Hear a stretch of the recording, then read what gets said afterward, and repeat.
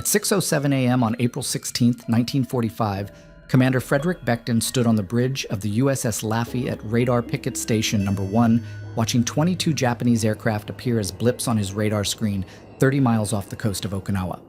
The morning air was thick with salt spray and diesel fumes, the ship's engines humming beneath his feet as his 336-man crew prepared for what they believed would be another routine early warning mission. At 38 years old, Becton had commanded destroyers for 2 years, but nothing had prepared him for what the next 80 minutes would demand of his ship and his men. The Laffey was a Fletcher-class destroyer, built for speed and firepower, 2,100 tons of steel designed to hunt submarines and escort larger vessels, not to stand alone against waves of suicide bombers. Naval doctrine said destroyers were meant to run fast, hit hard, and get out. They were the racehorses of the fleet, not the workhorses.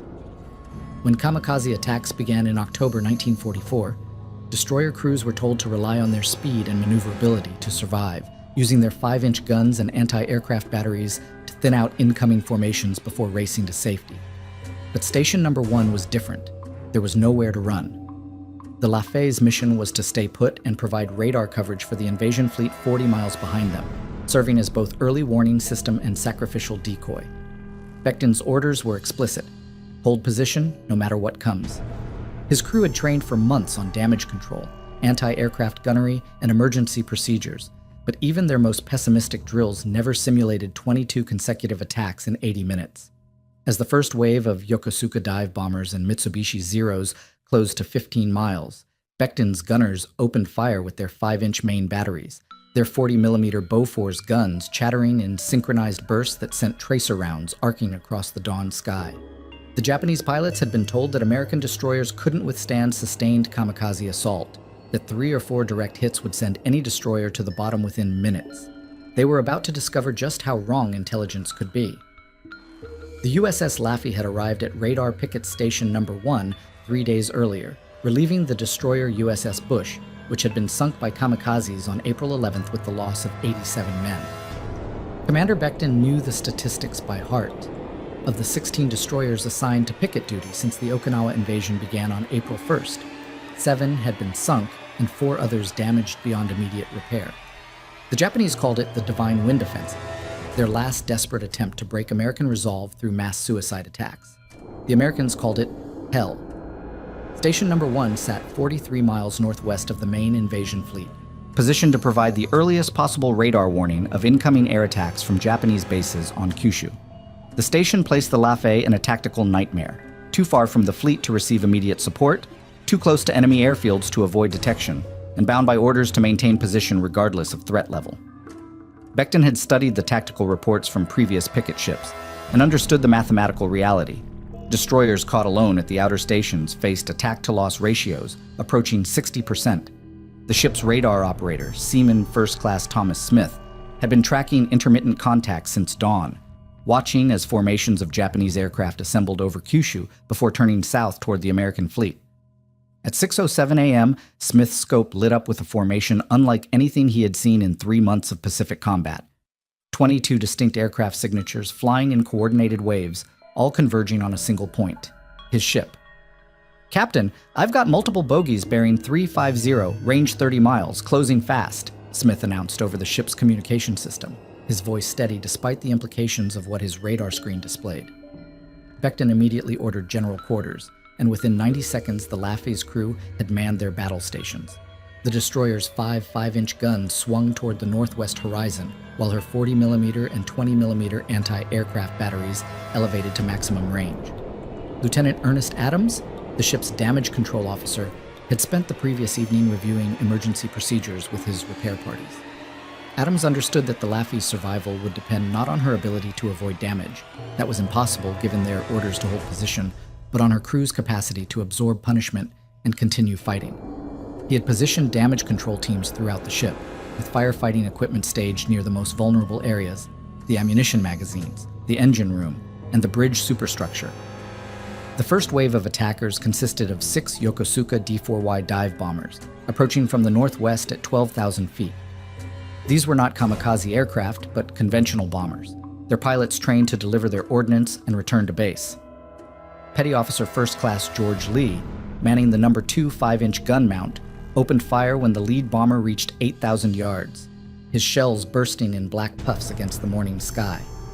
The Laffey's gunnery had improved dramatically since her commissioning 18 months earlier. Her crews now achieved hit probabilities exceeding 25% against maneuvering aircraft, compared to the fleet average of 18%. Lee's first salvo fell short, but his second caught the lead bomber in its port wing, sending the aircraft into a spinning dive that ended in a massive splash 2 miles off the Laffey's starboard bow. The remaining 5 bombers continued their approach, releasing their ordnance at 4,000 feet before banking away toward the north. Their bombs fell in a tight pattern around the destroyer, with the closest detonating 30 yards off the port beam, close enough to shower the deck with seawater and shrapnel. Commander Becton remained on the bridge throughout the first attack, his calm voice directing the ship's defensive fire, while Lieutenant Commander Ralph Ramey, his executive officer, coordinated damage assessment from the Combat Information Center. The Laffey had survived the opening engagement without serious damage, but Becton understood that this was merely the preliminary round. Intelligence reports indicated that Japanese kamikaze formations typically began with conventional attacks to assess defenses before launching their suicide aircraft. At 6:23 a.m., Smith detected the second wave, 8 aircraft approaching from multiple directions, their flight patterns indicating coordinated kamikaze tactics. Unlike conventional bombers, these pilots would not pull away after releasing their ordnance. Their aircraft were the ordnance, each plane loaded with enough explosives to break a destroyer's back if it struck in the right location. The tactical challenge facing Becton was unprecedented in naval warfare. Traditional destroyer doctrine emphasized maneuverability, using speed and course changes to complicate enemy targeting while maintaining defensive fire. But the Laffey's orders required her to maintain position within a 2-mile radius of her assigned coordinates, eliminating her primary defensive advantage. Becton would have to rely entirely on his guns and his crew's training to survive what promised to be the most sustained air attack ever faced by a single American destroyer. Adams had positioned himself in the central damage control station, maintaining communication with repair parties throughout the ship while monitoring reports from the engine room, ammunition handling rooms, and bridge. His teams had already demonstrated their effectiveness during the first attack, quickly assessing and reporting the minor damage caused by bomb fragments. But Adams knew that kamikaze impacts would present entirely different challenges: massive fires, structural damage, and potential magazine explosions that could destroy the ship within minutes. The second wave attacked from 4 different directions simultaneously, making coordinated defensive fire nearly impossible. Lee's gun crew engaged a Zero fighter diving from the starboard quarter, while the portside 40mm mounts targeted a twin-engine bomber approaching from directly ahead. The Laffey's defensive fire created a cone of steel fragments and explosive shells around the ship, but the attacking aircraft continued their dives despite taking multiple hits. At 6:27 a.m., Lieutenant Junior Grade Shigeru Sakamoto's Zero fighter penetrated the Laffey's defensive fire and struck the ship's aft superstructure just below the number 3 5-inch gun mount. The impact detonated both the aircraft's fuel and its explosive payload, creating a fireball that engulfed the entire stern section of the destroyer. The explosion killed 11 men instantly and started fires that threatened the ship's aft ammunition magazine. Commander Becton felt the ship shudder beneath his feet as Sakamoto's aircraft delivered the first of what would be 6 kamikaze impacts over the next hour. The Laffey's survival would now depend on her crew's ability to fight fires, repair damage, and maintain defensive fire while under continuous attack. The Japanese couldn't believe any ship could absorb such punishment and continue fighting, but they were about to learn that American destroyer crews had been trained for exactly this scenario. Lieutenant Adams reached the aft damage control station within 30 seconds of Sakamoto's impact, finding 3 of his repair team members unconscious from the explosion, and flames already spreading toward the number 4 ammunition magazine. The kamikaze had penetrated the destroyer's 3/4-inch steel plating like a massive armor-piercing shell, creating a gaping hole 15 feet across in the ship's superstructure. Adams immediately ordered his remaining crew to flood the magazine spaces with seawater, while directing foam and water streams at the aviation gasoline fires that threatened to spread throughout the stern section.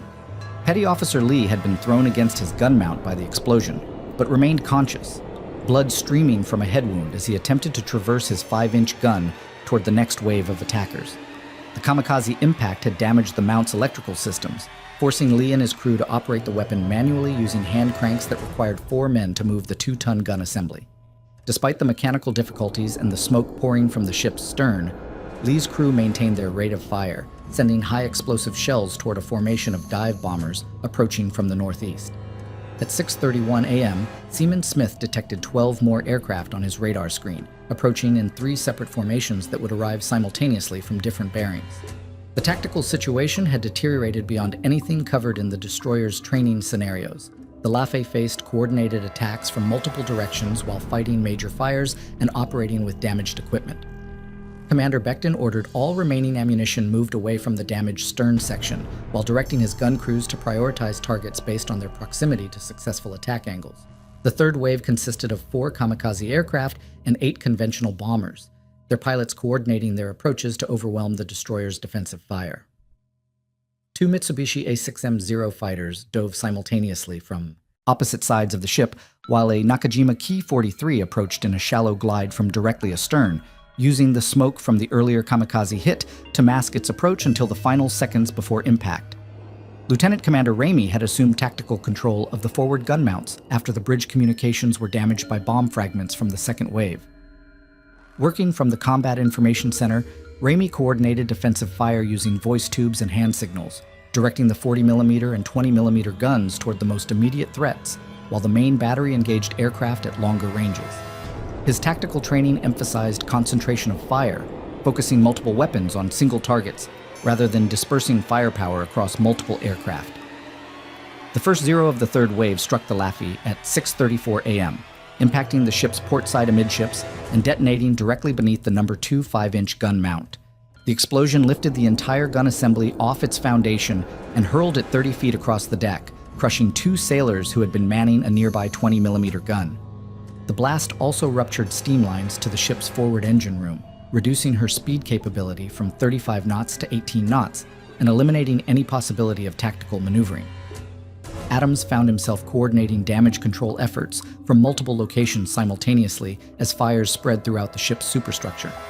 The kamikaze impacts had created structural damage that allowed aviation gasoline and burning debris to penetrate into spaces that should have been protected by the destroyer's compartmentalization.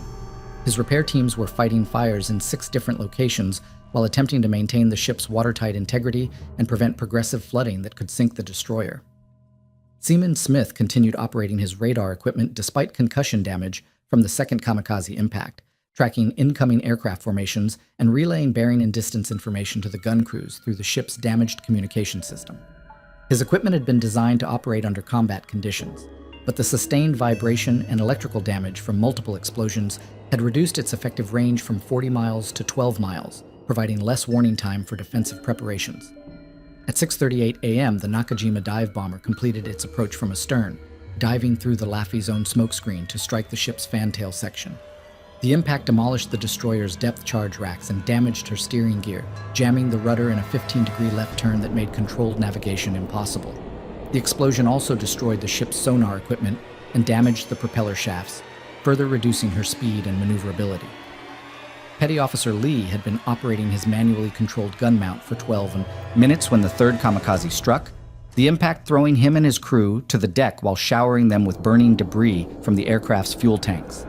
Despite burns on his hands and arms, Lee continued directing his crew in loading and firing their weapon, achieving hits on 2 attacking aircraft during the most intensive phase of the battle.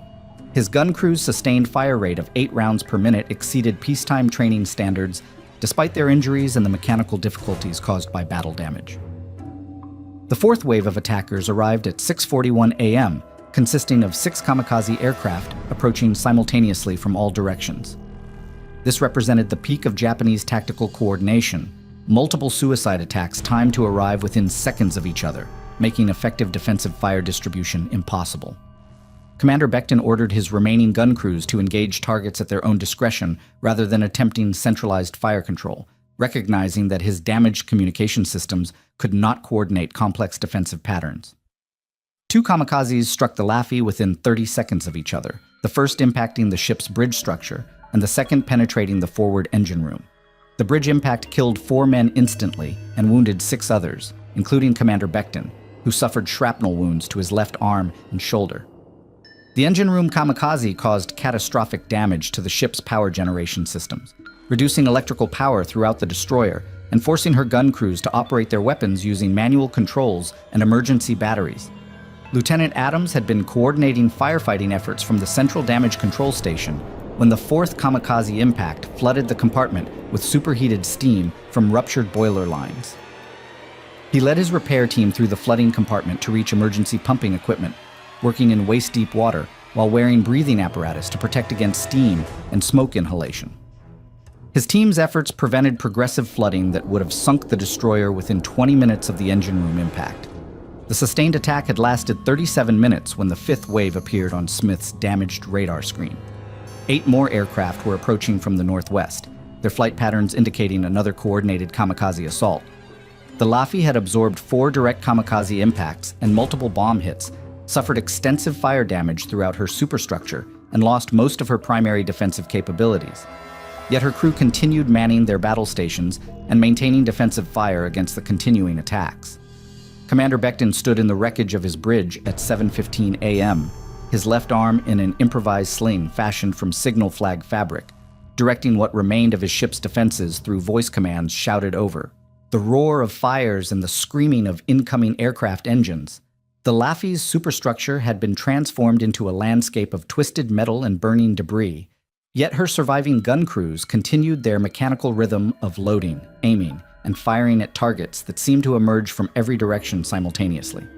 Blood from his shrapnel wounds had soaked through his uniform shirt, but Becton refused evacuation to the ship's aid station, understanding that his presence on the bridge provided psychological stability for a crew fighting beyond the limits of human endurance.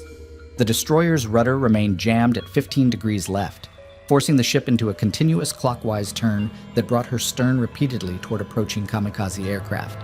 This tactical disadvantage eliminated any possibility of presenting the ship's narrow profile to attackers, instead offering the broad target of her beam to successive waves of suicide pilots. Lieutenant Commander Ramey had attempted to compensate by coordinating defensive fire to protect the ship's most vulnerable aspects, but the communication failures caused by multiple impacts made centralized fire control impossible. At 7:18 a.m., Lieutenant Adams emerged from the flooded forward engine room carrying machinist's mate second class Robert Johnson, who had been trapped beneath a collapsed steam pipe for 23 minutes. Johnson's legs had been crushed by the pipe, but he had remained conscious throughout Adams's rescue effort, providing crucial information about the location of emergency valves that prevented the complete flooding of the engine spaces. Adams had worked in total darkness, feeling his way through scalding steam and rising water to reach Johnson's position, then using a portable hydraulic jack to lift the pipe enough for extraction. The fifth wave of kamikaze aircraft had approached in a formation specifically designed to exploit the Laffy's damaged condition. Japanese pilots had observed the destroyer's jammed rudder and coordinated their attacks to strike from the stern quarter, where her remaining defensive guns could not achieve effective coverage. 3 Yokosuka D-4Y bombers converted for suicide missions approached simultaneously from bearings that forced the ship's gunners to choose between targets, knowing that at least 2 aircraft would penetrate their defensive fire. Petty Officer Lee had been operating his manually controlled gun mount for 41 minutes when the 5th kamikaze struck the ship's number 1 gun mount, located 30 feet forward of his position. The explosion enveloped Lee and his crew in burning aviation gasoline, but they continued loading and firing their weapon, even as their uniforms smoldered from fuel fires. Lee's crew had achieved direct hits on 7 attacking aircraft since the battle began, a success rate that exceeded the performance of fully operational gun mounts on undamaged ships. The kamikaze impact on the forward gun mount killed 8 men instantly and wounded 12 others, including the ship's gunnery officer, who had been coordinating defensive fire from an exposed position on the superstructure. His death eliminated the last vestige of centralized fire control, leaving each gun crew to engage targets independently, while Adams coordinated damage control efforts from multiple locations throughout the burning ship. Seaman Smith had been operating his radar equipment for 73 minutes under battle conditions when electrical fires in the Combat Information Center forced him to evacuate his station. Before leaving, Smith transmitted final bearing and distance information on 6 approaching aircraft to the remaining gun crews, then assisted in evacuating wounded personnel from the smoke-filled compartment.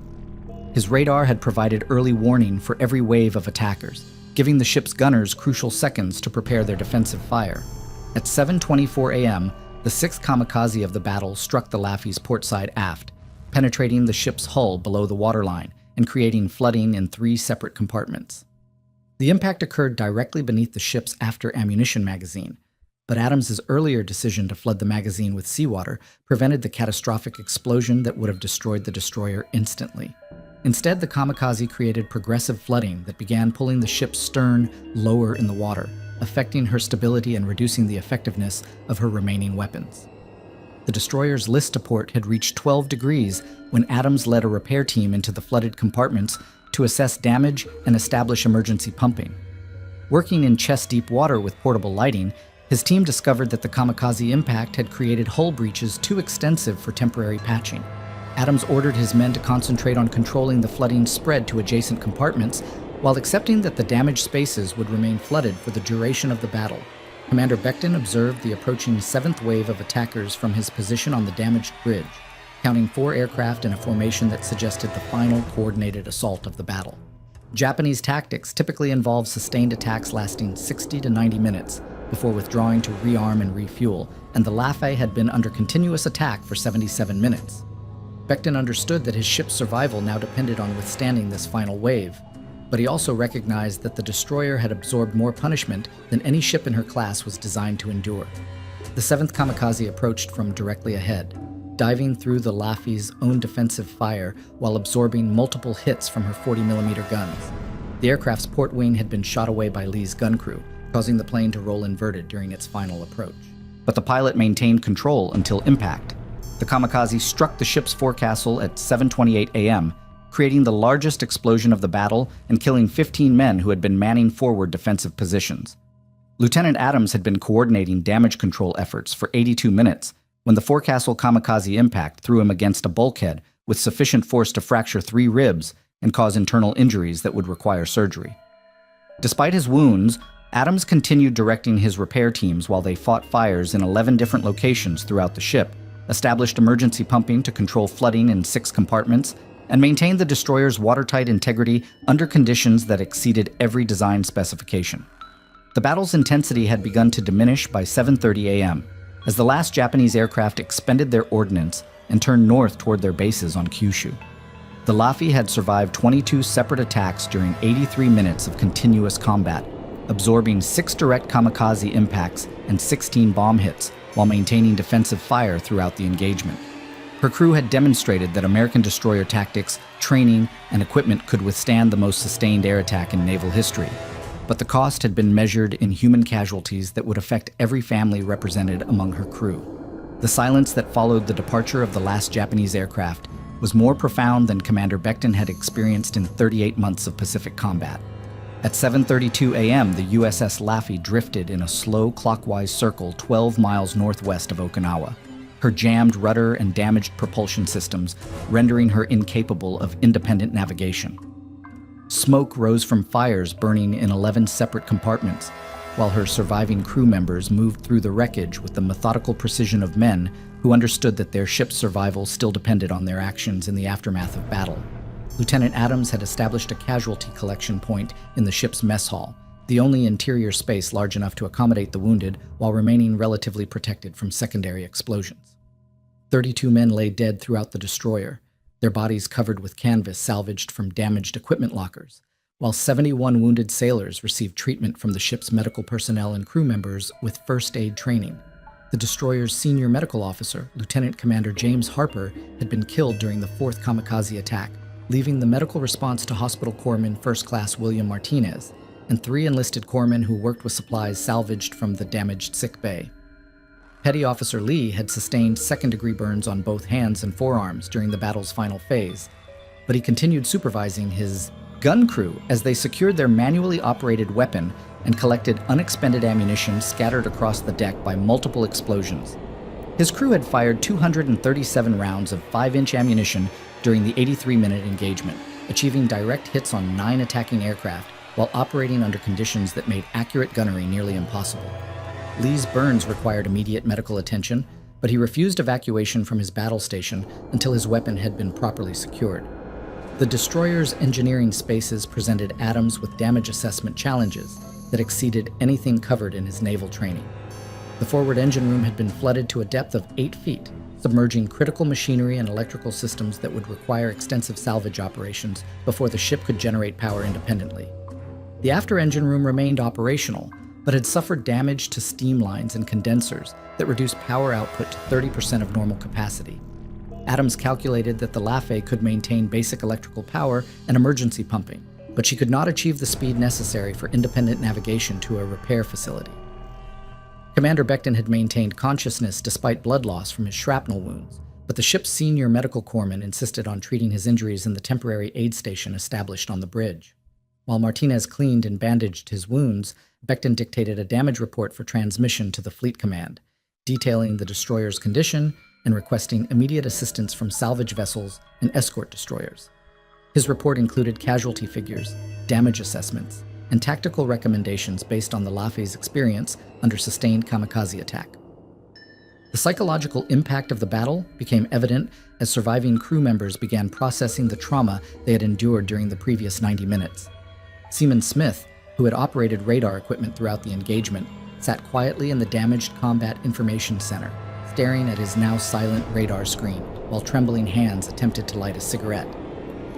Hospital corpsman Martinez observed similar symptoms among other survivors: involuntary muscle spasms, difficulty concentrating, and emotional numbing that indicated acute stress reactions to prolonged combat exposure. At 8:15 a.m., the destroyer USS Shannon appeared on the horizon, responding to Becton's emergency transmission and moving at flank speed toward the damaged Laffey. Lieutenant Commander Robert Hayes, Shannon's commanding officer, had received orders to provide immediate assistance and escort the damaged destroyer to the nearest repair facility. Hayes understood that the Laffey's survival represented both a tactical victory and the intelligence opportunity. Her crew's experience under sustained kamikaze attack would provide crucial information for improving destroyer defensive procedures. Adams had organized his damage control teams into specialized groups focused on specific repair priorities: fire suppression, flood control, structural stabilization, and casualty evacuation. The fire suppression teams had successfully contained blazes in 9 of the 11 affected compartments, but 2 fires in the ship's superstructure continued burning despite hours of firefighting efforts. These fires threatened ammunition storage areas and required constant monitoring to prevent catastrophic explosions that could sink the destroyer. The flood control teams faced more complex challenges, as the kamikaze impacts had created hull breaches in locations that made temporary patching extremely difficult. Adams ordered his men to concentrate on preventing the spread of flooding to undamaged compartments, while accepting that approximately 15% of the ship's internal volume would remain flooded until major repairs could be undertaken in a shipyard facility. Petty Officer Martinez had been treating wounded sailors for 2 hours when he encountered Machinist's Mate Johnson, whose crushed legs required immediate surgical intervention beyond the capabilities of the destroyer's emergency medical facilities. Johnson had remained conscious throughout his rescue and treatment, providing technical information about the ship's damaged systems while enduring pain that would have incapacitated most men. Martinez administered morphine for pain management while preparing Johnson for evacuation to a hospital ship. The casualty figures represented more than statistical data to the Laffey's surviving crew members. Every man killed or wounded had been known personally to the survivors, creating grief reactions that complicated their ability to perform the technical tasks required for the ship's continued survival. Commander Becton observed these psychological effects among his crew and understood that their emotional recovery would require as much attention as their physical rehabilitation. At 9:47 a.m., the hospital ship USS Solace arrived at the Laffey's position, her medical personnel prepared to provide definitive treatment for the destroyer's wounded crew members. The transfer of 71 casualties from the damaged destroyer to the hospital ship required careful coordination to prevent additional injuries during the evacuation process. Adams supervised the casualty transfers while continuing his damage control efforts, ensuring that the Laffey maintained sufficient crew to operate essential systems during the transit to repair facilities. The destroyer's survival had been achieved through the collective actions of men who understood that their individual efforts contributed to a larger mission that extended beyond their immediate circumstances. Lieutenant Adams reflected on this reality as he watched the hospital ship's boats carrying his wounded shipmates toward medical care, recognizing that the Laffey's resistance to 22 attacks had demonstrated capabilities that would influence American naval tactics throughout the remainder of the Pacific War. The cost had been measured in human casualties that would affect every family represented in the destroyer's crew, but their sacrifice had proven that American sailors could withstand the most sustained air attack in naval history, while continuing to fight effectively against overwhelming odds. The USS Laffey arrived at the Karama Redo anchorage on April 18, 1945.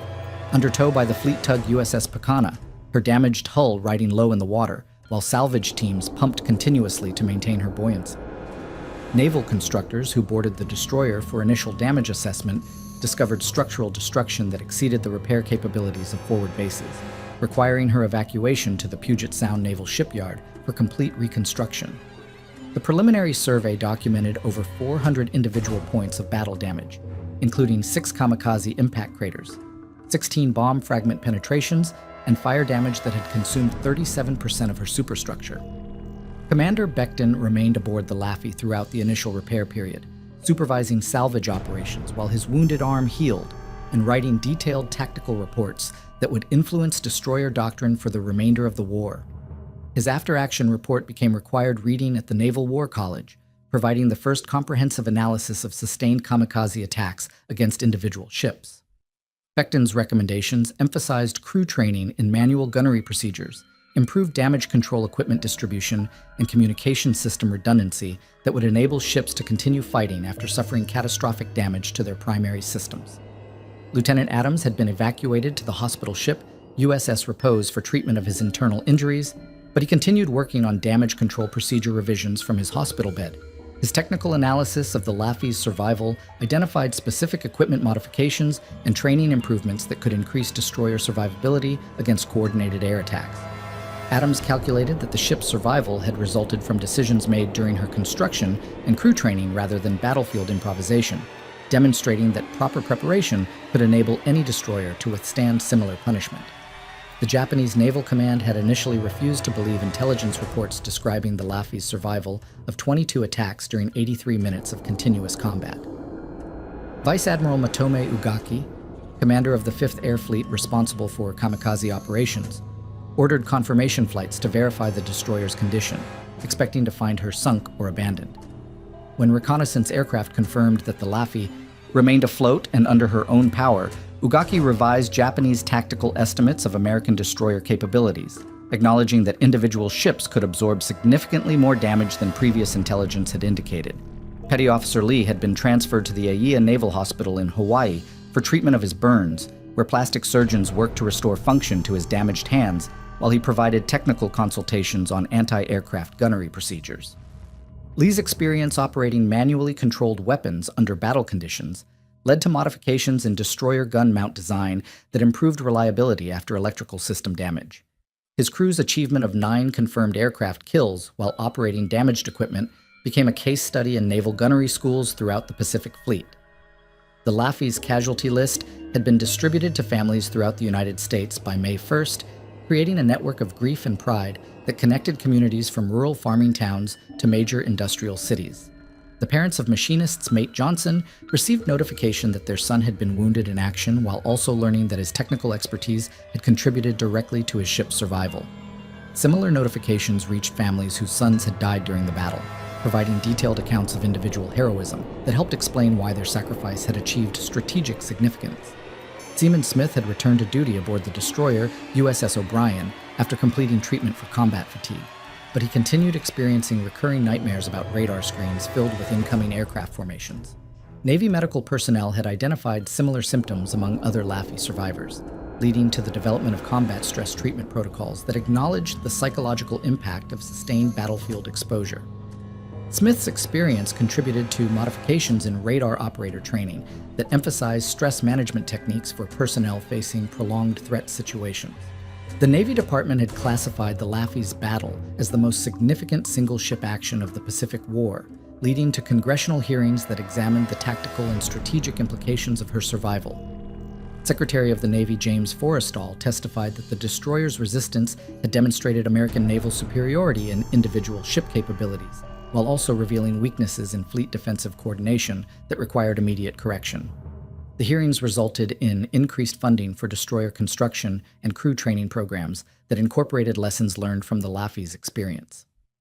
Admiral Chester Nimitz visited the Laffey during her repair period at Puget Sound, personally inspecting the battle damage while interviewing surviving crew members about their experience under kamikaze attack.